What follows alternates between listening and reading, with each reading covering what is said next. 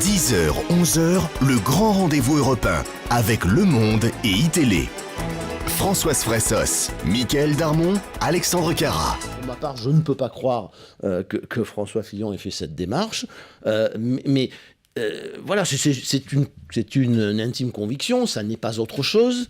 Alors, ce qui me frappe, c'est que c'est la fragilité Enfin, il y a quand même bien quelqu'un qui ment dans cette affaire. Il y a un problème quand même, c'est que nous nous trouvons dans une affaire étrange, mais qui correspond au climat délétère dans lequel nous sommes plongés. C'est que le secrétaire général de l'Élysée, pas n'importe qui, le secrétaire général de l'Élysée, l'un des hommes les plus importants de l'appareil d'État, et le plus important après le président de la République, de la présidence de la République, porte de telles accusations contre un ancien Premier ministre, par ailleurs, son ancien Premier ministre. Alors, Monsieur Guénaud, il n'y a pas d'affaire Fillon, il y a une affaire Jouy, et c'est ça que vous dites. Pour l'instant, qu'avons-nous ?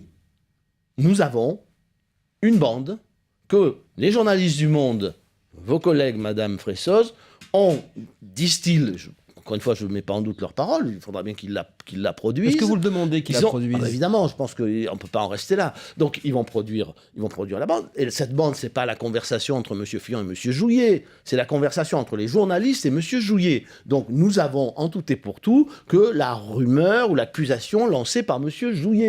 Est-ce que c'est bien le rôle d'un secrétaire général de la République de se livrer à ce genre de... Vous demandez sa démission ? Vous demandez sa démission, oui.